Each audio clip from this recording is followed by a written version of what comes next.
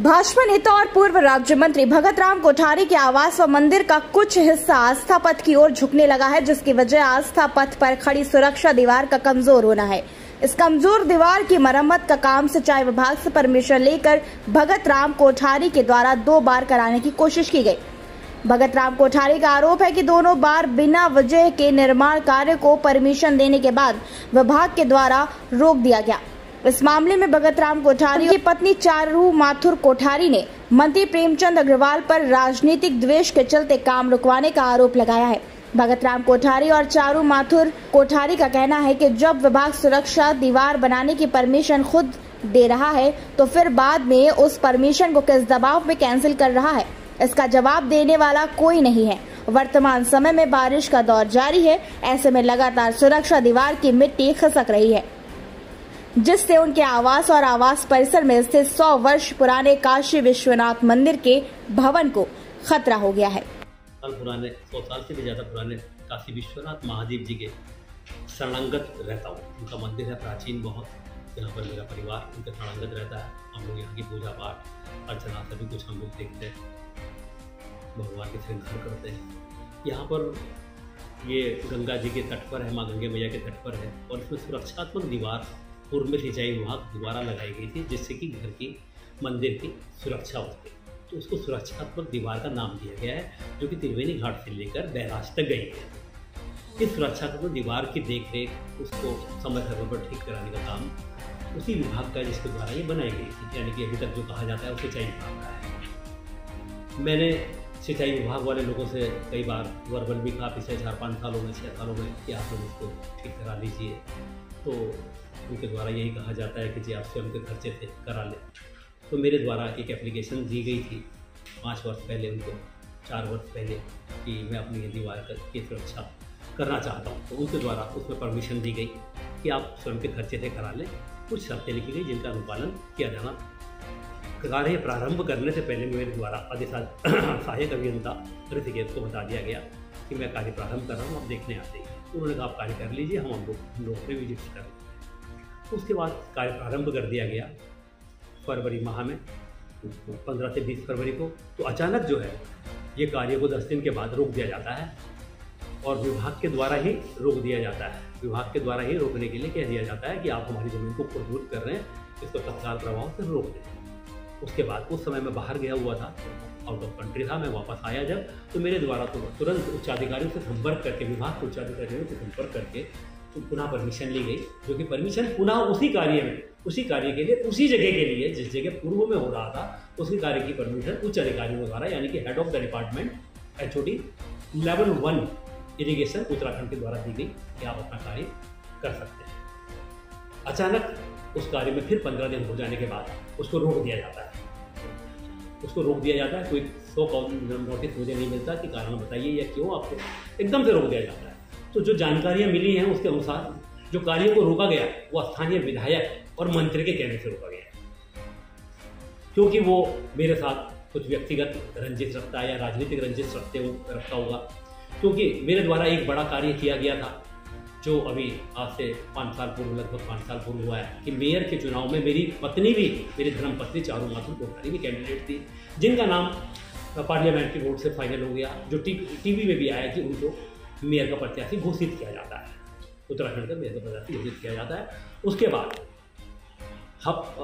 मेरी पत्नी ने निर्दलीय एक पर्चा भरा और फिर उसको विड्रॉल कर लिया संगठन के कहने से। संगठन का सदैव हम आदर करते हैं, भारतीय जनता पार्टी के सिर्फ नेतृत्व ने हमसे कहा और हमने वापस ले लिया। उसके बाद जिसको भी टिकट मिला, उनका नाम अनिता मंगाई था, उनके लिए हमारे द्वारा, मेरे परिवार के द्वारा बहुत कार्य किया गया, जो पूरा शहर जानता, पूरी कॉन्स्टिट्यूंसी विधानसभा जानती है, और वो जीती, बहुत भारी मतों से जीती।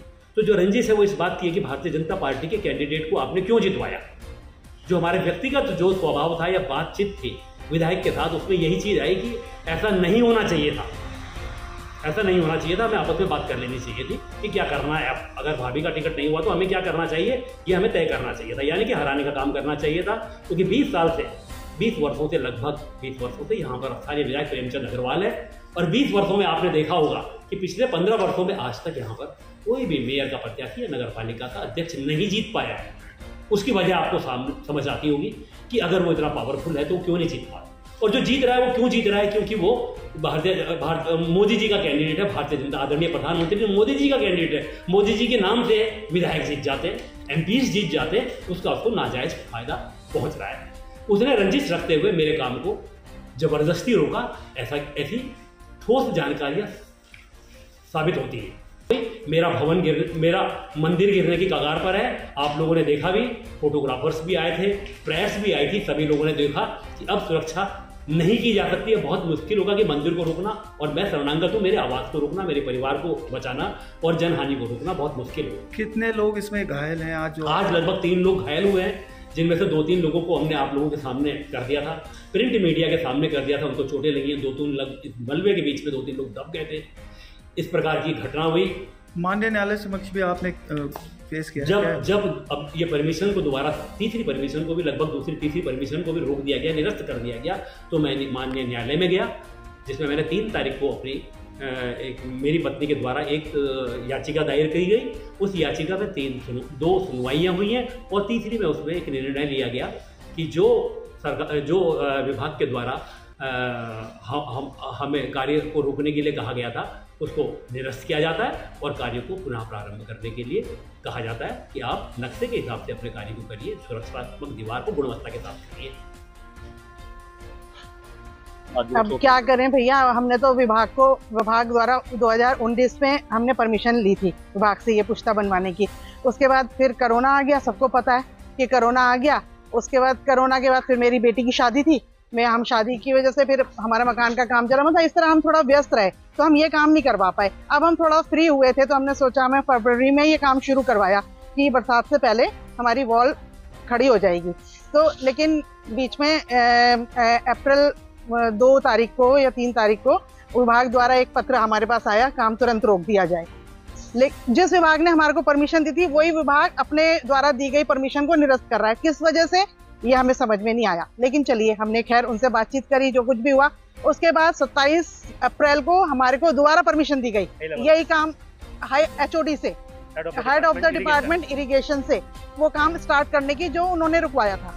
मतलब आप समझिए कि पहले परमिशन दी गई, फिर काम रुकवाया गया, फिर दोबारा उसी काम को शुरू करने की परमिशन दी गई। अगर हमारा काम गलत था तो आपने परमिशन क्यों दी दोबारा, क्यों? और वो भी आपके जो जिससे पहले एक्शन नहीं दी थी, उसके बाद जब दूसरी बार परमिशन दी गई तो HOD के द्वारा दी गई। अगर हमारा काम गलत था तो HOD ने क्यों परमिशन दी भाई? इसका मतलब कि आप किसी के दबाव में हमारा काम रुकवा रहे हैं। और ये तो सबको पता है, मैं नाम यहाँ लेना नहीं चाहती, लेकिन ये सबको पता है कि ये किसके दबाव में ये काम किया गया है। ये स्थानीय मंत्री के द्वारा किया गया है, जो यहाँ का विधायक है। मैं साफ बोलती हूँ, हमें किसी का डर नहीं है किसी का नाम लेने में। जो स्थानीय विधायक है उसके दबाव में, क्योंकि उसका मेरे हस्बैंड के साथ थोड़ा सा राजनीतिक द्वेष चल रहा है, जबकि हमारा कोई इसके साथ राजनीतिक द्वेष नहीं है। क्योंकि हमने साफ बोलने में वो मैं गुरेज नहीं करूंगी, क्योंकि हमने यहाँ की मेयर को जितवाने में अहम भूमिका निभाई। भारतीय जनता पार्टी के लिए हमने बिल्कुल निस्वार्थ सेवा से हमने काम करा है। यहाँ की मेयर को जितवाने में हम रात दिन उसके साथ, ये पूरा ऋषिकेश जानता है कि हमने किस तरह से मेयर के इलेक्शन में काम करा है। जबकि मैं खुद मेयर की दौड़ में शामिल थी, मेयर का टिकट में मैं भी शामिल थी, लेकिन फिर भी जब मेरा टिकट नहीं हुआ, हम निस्वार्थ भाव से अनीता मंगाई के साथ जुड़ गए और हमने उनको जिताने के लिए पूरा जो भी हमसे हो सकता था तन मन धन से हम उनके साथ रहे। सिर्फ ये हमारा गलती है, आप गलती मानिए इसको, क्योंकि इस वजह से ये विधायक हमसे चिढ़ गया, क्योंकि वो अपने से ऊपर या बीजेपी का कोई भी पदाधिकारी यहाँ पे देखना नहीं चाहता। वो सिर्फ अपना एक छत्र राज्य चाहता है, वो यहाँ पे अपनी गुंडागर्दी, अपनी बदतमीजी करना चाहता है। वो सिर्फ उसका यही काम है। 20 साल से, अब ये मतलब उसका 4था सत्र शुरू हो रहा है विधायकी का। उसने ऋषिकेश के लिए क्या करा? आप बताइए मुझे, आप पत्रकार हैं, आप मुझे बताइए कि 20 साल में उसने इस ऋषिकेश के लिए क्या करा? एक सड़क बनवाई, ये उससे पहले उसने, जब आप ये बताइए कि इससे पहले नगर पालिका के इलेक्शन में आज तक बीजेपी का कोई जीता? एक स्नेहलता शर्मा जीती थी, वो भी हमारे द्वारा, मेरे पति के द्वारा, और उन्होंने वो काफी पुरानी बातें हो गई हैं, उन बातों को दोहरा के यहाँ कुछ फायदा नहीं है। लेकिन अब जब से ये विधायक यहाँ पे है, तब से क्या कोई बीजेपी का जीता? 15 साल यहाँ निर्दलीय का राज रहा, क्योंकि उन दोनों की सांठगांठ है। निर्दलीय प्रत्याशी जो यहाँ पे दीप शर्मा था और प्रेमचंद अग्रवाल, इन दोनों की सांठगांठ है। वो प्रेमचंद अग्रवाल हर हालत में यहाँ दीप शर्मा को देखना चाहता है। वो अनीता मंगाई, उसको तो आंख की किरकिरी है अनीता मंगाई, इसके लिए वो उसको बिल्कुल एक आंख फूटी आंख बर्दाश्त नहीं कर पा रहा है, इसलिए वो हमसे दुश्मनी निकाल रहा है। ये हमारा पर्सनल काम है, ये जबकि हमको नहीं करवाना चाहिए था, ये विभाग को करवाना चाहिए था, लेकिन हम अपने घर की सुरक्षा के लिए इसको अपने पैसे में, हमारा 2-2.5 करोड़ रुपया लगेगा यहाँ पे, हम अपने पैसे से अपने घर की सुरक्षा की दीवार बनवा रहे हैं, लेकिन उसके पेट में क्यों दर्द हो रहा है भाई? हम अपना पैसा खर्च कर रहे हैं, ये हमारे घर का काम है, तेरे पेट में क्यों दर्द हो रहा है? तो हमारा काम क्यों रुकवा रहा है? बताइए मुझे, क्यों हमारा काम रुकवाने में? उसने विभाग के सचिव को, विभाग के सब पदाधिकारियों को हड़काया, बहुत डांटा कि वो उनका काम, जबकि हमारे बगल में एक कुछ और बन रहा था, उनका क्या काम क्यों नहीं रुकवाया? हमारा काम बिल्कुल उसके साथ करा जा रहा है, प्रॉपर ऑथेंटिकेशन के साथ, नियमों के साथ। विभाग के हमारे पास पूरे लेटर हैं, सब कुछ है।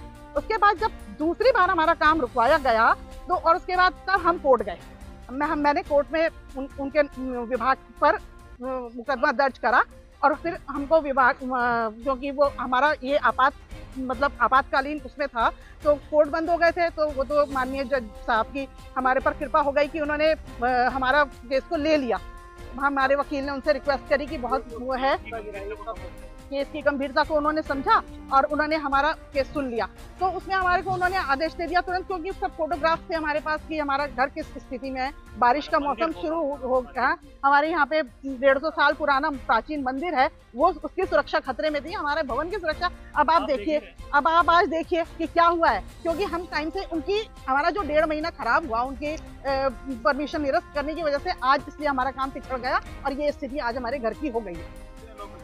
अभी घायल तो कोई नहीं हुआ भगवान की कृपा से, कि मैं घायल हुआ है, थोड़ा बहुत भारी चोट तो नहीं लगी है, लेकिन हल्का फुल्का, क्योंकि हम बहुत सुरक्षा से हम काम कर रहे थे, क्योंकि उस समय वो अंदर से नीचे से पत्थर गिर रहे थे, तो हमने ऊपर पास किसी को आने नहीं दिया।